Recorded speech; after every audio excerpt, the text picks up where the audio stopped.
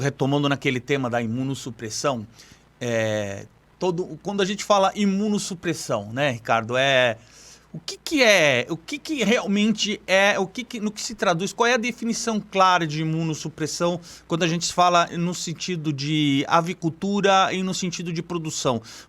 Quais são os fatores, quais são as doenças ou os agentes que levam a esse problema e principalmente como esse problema, aí essa pergunta eu já destino para você, Breno, quais são os sinais clínicos, como que a gente consegue observar no campo que existe um problema de imunossupressão? Então, queria para você perguntar assim, quais são os agentes e para você, Breno, como que a gente consegue observar isso claramente no campo? É um tema bastante complexo, né, Fábio? Talvez a gente poderia até considerar a imunossupressão não é uma doença, porque a gente tem várias doenças que causam imunossupressão, mas a gente poderia considerar até a imunossupressão como um sinal de algumas doenças, né? Tem agentes infecciosos que causam imunossupressão, doença de Gumboro, anemia infecciosa, outras enfermidades também. Nós temos agentes, toxinas que podem causar imunossupressão, aflatoxinas, por exemplo, né, produzidas por fungos, as micotoxinas são agentes de imunossupressão. A gente tem condições ambientais que podem gerar estresse no animal e esse estresse gerar imunossupressão. Então, é um quadro, talvez uma síndrome, a gente poderia dizer assim, multifatorial, né? Logicamente que para a gente poder lidar bem com isso, nós precisamos identificar a causa principal, porque a gente não vai tratar, vamos colocar entre aspas assim, a imunossupressão, né? Sim. O animal imunossuprimido, imunodeprimido, ele está numa condição desfavorável. A gente precisa entender o que gerou essa condição e trabalhar justamente a causa. E aí entra N situações aí de investigações, entender epidemiologia, os principais agentes envolvidos, né, alguns que eu citei aqui, mas basicamente investigação para a gente poder identificar. Identificar, né? Uhum. Ô, Breno, e no campo, assim, na sua experiência, aí eu vou pegar, eu fiz uma pergunta e eu vou complementar ela já, vou meter uma outra coisa. Quais são os sintomas que mais se observam, né? E que são sinais de uma evidência de imunossupressão? Obviamente, às vezes pode ser muitas vezes pode até ser subclínico, uma coisa que a gente não observa. E por outro lado, a pergunta que eu faço, uma pergunta de $1 milhão, os nossos profissionais que estão no campo, eles estão capacitados a entender essa complexidade de imunossupressão, o entendimento de imunologia por si só, e de alguma forma entender essa complexidade e conseguir identificar o problema? Ou ainda falta muito para a gente chegar nesse sentido? Capacitado, eu diria que sim. Vou começar pelo contrário, começar por trás. Tá. Capacitado, eu diria que sim. Sim e não, claro, é uma ciência, essa imunologia, né, é muita coisa e é muito específica, uma ciência muito aprofundada já. Mas as pessoas têm uma capacidade de... Eu vou te interromper, eu perguntei isso porque eu sou médico veterinário também, e já formado há muito tempo, né, algumas décadas, e eu me lembro que imunologia não era uma das matérias mais, assim, adoráveis pelo pessoal, né? Mais populares. Não era mais.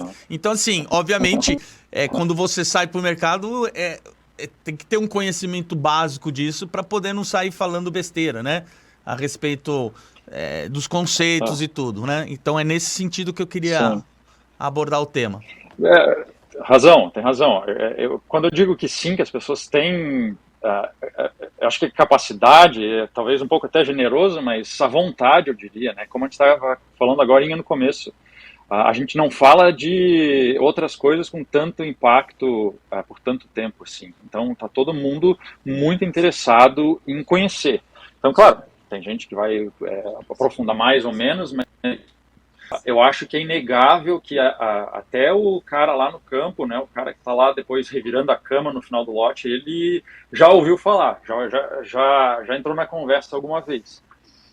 Então, quanto a conseguir daí essas pessoas todas na cadeia entende o que são essas doenças imunossupressoras e quais são os impactos dela, eu acho que essa é uma conversa que é nosso dever aqui, né? Eu acho que é por isso que nós estamos aqui, justamente tentar ampliar um pouco mais sobre o conhecimento de como encontrar, de como a gente vai encontrá-la no campo e qual é o impacto que ela tem. Por quê? Você me pergunta quais são os principais sinais dessas doenças imunossupressoras, e é engraçado que o principal sinal dela é deixar outras doenças entrarem. Então, e daí? Qual é o sinal clínico? O que eu vou ver na ave? Eu vou ver o sinal que aquela outra doença que entrou em seguida fez. Então, pode ser uma doença respiratória, pode ser uma doença entérica, pode ser simplesmente uma depressão, o animal fica prostrado. Então, qual é o sinal? Ele abriu, a doença imunossupressora abriu a porta. O que veio a seguir é que vai me trazer um sinal clínico evidente, né? Então, qual é a doença imunossupressora? É uma recorrência de doença, uma recorrência de infecção, uma recorrência de problemas clínicos no campo, uma recorrência de ter que usar antibióticos. Esse é o sinal que o cara vai encontrar lá na prática. É fácil dizer, então, estou vendo isso, assim, então tem uma doença imunossupressora. Não é fácil porque o sinal que eu estou vendo é da segunda doença, da doença que entrou. Eu estou vendo uma doença respiratória. Então, a gente tem a impressão que o problema recorrente no campo é a doença respiratória, quando, na verdade, a causa subjacente era a doença imunossupressora. Então, o fato de que são duas camadas, né, a doença imunossupressora abrindo espaço para uma segunda, isso dificulta um pouco a conversa, dificulta um pouco o diagnóstico. Então, eu acho que uma mensagem que, se eu puder passar aqui, as doenças imunossupressoras no campo, elas são muito mais prevalentes, muito mais comuns do que as pessoas têm em mente, eu diria, né?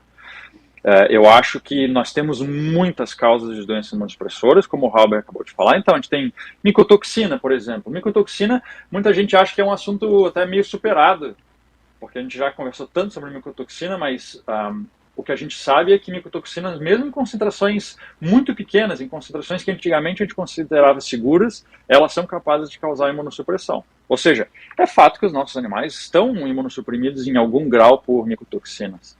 Densidade animal, quem pensaria nisso, né? O número de aves dentro de um aviário é capaz de induzir imunossupressão.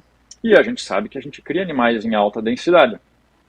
A indústria precisa ter uma alta densidade para ser rentável, né, para ser sustentável, mas a gente sabe que nessas densidades os animais sofrem algum grau de imunossupressão também.